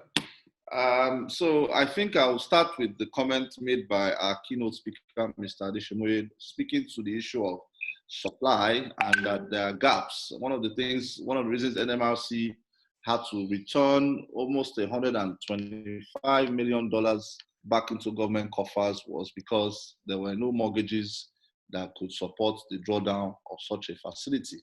And yet we have a situation where the people are screaming, there are no houses, we can't afford it, we can, So I think the need for collaboration has become more important now more than ever for the regulators and for developers, for the primary mortgage banks, for all the institutions involved to now begin to speak the same language on housing and see. And that's exactly what has happened on this forum, where everybody is marching in one direction, which is to provide decent, quality, and affordable housing for Nigerians. And that is what gives people confidence in the government of the day. So I want to thank all the panelists, and be rest assured, the language of collaboration is what we will continue to drive with, and we will continue to reach out and seek the support of all parties to ensure that we make home ownership a reality. In America, they have it called the American dream, that every American should own a home. So we are trying to see how we can work with all the parties involved, reach across the aisle, irrespective of who they are, and see. I mean, you have two mortgage banks on the call here, and we're not, nobody's trying to, state the other that I'm better than you. We're speaking the language of collaboration, and that's exactly what is needed to solve Nigeria's housing crisis. Thank you very much. Thank you very much, Damola. I saw statistics that say that home ownership in South Africa is about 60%. Even Ghana there is like 40%. Nigeria is less than 25%, meaning that one in every four that is supposed to have a home, only has it. 3 others do not. So that's a big challenge, and it's a collaboration. From Mr. Adesomoye's presentation, federal government must come up with an enabling environment for developers to work. Developers must bring quality product and demonstrate credibility and project management capacity. Then state government must provide land and with good title. And they must also be able to provide good access road infrastructure, water, electricity, and everything that makes home living comfortable. And also investors and lenders, they must be able to come to the party to provide funding for both the supply side and the demand side. Developers, demand side is the mortgage we're talking about, but developers also need money to build products that are mortgageable. If the products are not there, there's nothing to buy. And if the buyers are there and there are no products, or products are there and there are no buyers that have the economic capacity, there will be a problem. So that handshake must be there. So it's on that note I want Mr. Adesomoye to give his closing statements. Thank you very much. I hope you are hearing me. Yes, sir, we're hearing you. Yes, sir. Okay. Let me appreciate the organizer of this particular program, also the moderator, who has been very effective in moderating this particular program, and my also colleagues from Imperia, from AG Home. They've been able to do justice. I do not expect less because we are collaborating. We build our products together. I want to say, first of all, that it is our responsibility as citizens, whether home and abroad, to demand performance from our government, to demand performance.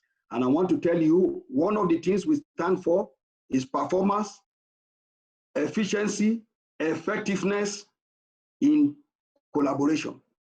Performance, efficiency, effectiveness in collaboration. This is what will move this country forward. We must stop the game blame. We must focus on what we want to demand for and do it efficiently. This is very, very important. Prior to my being posted to Federal Mortgage Bank as member of the board, I was engaging the institution and down to National Assembly. And I said, you have to perform. You have no choice than to perform. And then, so I was surprised when they say, okay, you go there and join your colleague and turn the place around. And by the grace of God, the place is being turned around today. So we will deliver on our mandate. We're working with a team that is ready to listen and ready to work and really put the past as past and really turn the industry. Our colleagues also in the primary mortgage bank, I'm happy with the intervention and one of the statements made by one of our guest speakers is no longer armchair banking. You really have to move out of your seat to the field.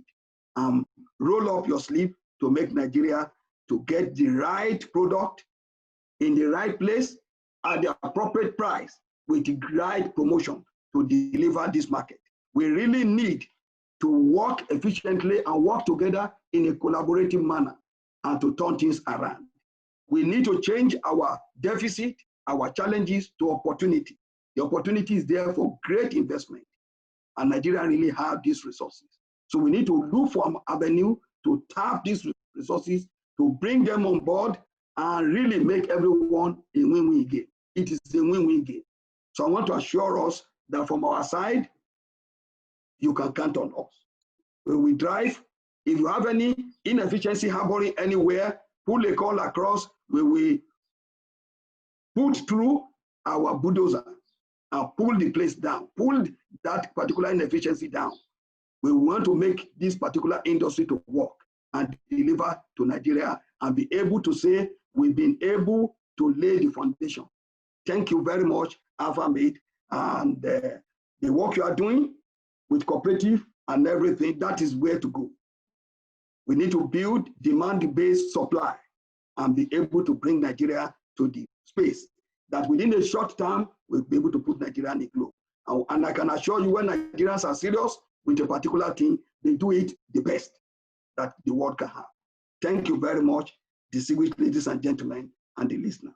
Happy weekend and happy August. Thank you very much. Thank you very much, sir.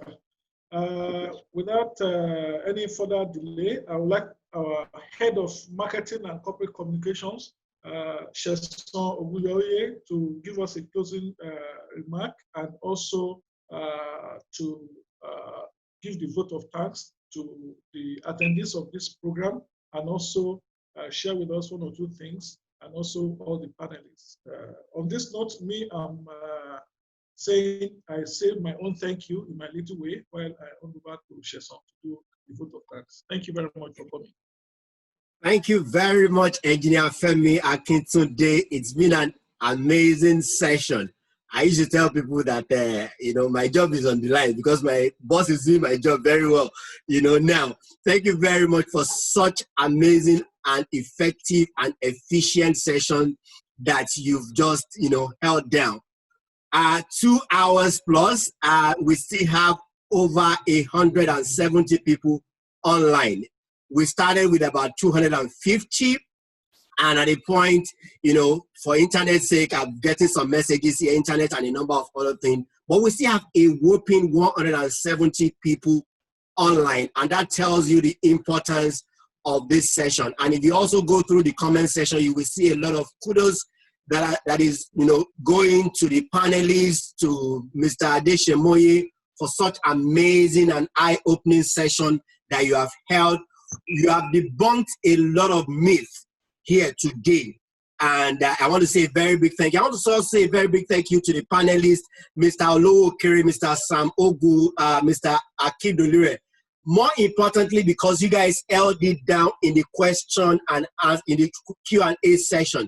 There is over 100 questions there, and over 53 of those questions have been answered. There are only 17 questions that are currently open in that area now. So thank you. So you just know that the panelists were not just sitting down and watching. They were answering questions directly. And that makes my job a lot easier because I don't have to deal with, responding to the lot of questions that are coming. So finally, before we go today, we've shared the expression of interest form. You want to know more about the various mortgage opportunities that are available for you, please complete the expression of interest form. Just go into the chat room. I have posted it more than 1 million times. And if you still need me to post it, I will post it again. And by the way, by the time you close your session, the link will also pop up on your screen. Just take a few minutes to fill in the expression of interest form. Also, if you want to know about some of the products that we have that are currently available, so for those who are ready to take a decision on owning their homes today, we have amazing product that you cannot think about. I tell people, think of big space, think of quality, that you are thinking of Green Park Homes. So we have those. Just fill that expression of interest form and complete the day that you want a mortgage advisor or one of our real estate advisors to reach out to you to go to site to do inspection. I tell you, please go with madam where you are going, so that by the time she sees the kitchen, you can just call the check there. That's all this is about. If you also have questions about mortgages and so on and so forth, you can send your email to mortgagedex@alphamy.com. I can see a lot of questions about AG Homes and Imperial Homes and so on and so forth. Just send your email to mortgagedesk@alphamid.com, and somebody from our mortgage desk will, attend to you. You can also follow us on all social media platforms. I have also posted it there. On Instagram, we are on Alphamid Development. On LinkedIn, we are at Alphamid Development Company. On Twitter, we are at Alphamid Development. And on Facebook, we are also at Alphamid Development Company. You will see the amazing things that we are bringing to the table. Damola spoke about the Rent for Less initiative. Guys, it is the way to go. There is no need to keep your money in annual rent any longer. Just pay your rent on a monthly basis, and there you go. So I want to say a very, very big thank you to everyone. Engineer Kitune, thank you very much. Mr. Akindolure, thank you very much. Mr. Adeshimoye, thank you. Sam Ogu, thank you. Or Simon Ogu, rather, thank you. Ayolo Kere, thank you. And to the amazing people, over 250 people that have been part of this session today. Thank you very much. I can see the EOI form. Over 90 people have already filled the EOI form, and I can assure you that we'll be getting back to you in no time. So thank you for coming. We will be coming back next month, and you can be sure that it's going to be packed with enough information. You can be sure that you are going to get insight to take on from there. From here and from everybody from Alphamid, I want to say a very big thank you once again. Please do well to help us fill the feedback form. We have a 2-minute feedback form just to help us improve on this program next month, and to also help us create the kind of products that you think will work for you. If we don't hear from you, we don't know what to create. So just 2 minutes, just fill that form, and we can assure you that we would take those information and those feedback very seriously. So thank you very much for coming, and I wish you a happy new month and also enjoyable holiday. Thank you, and God bless.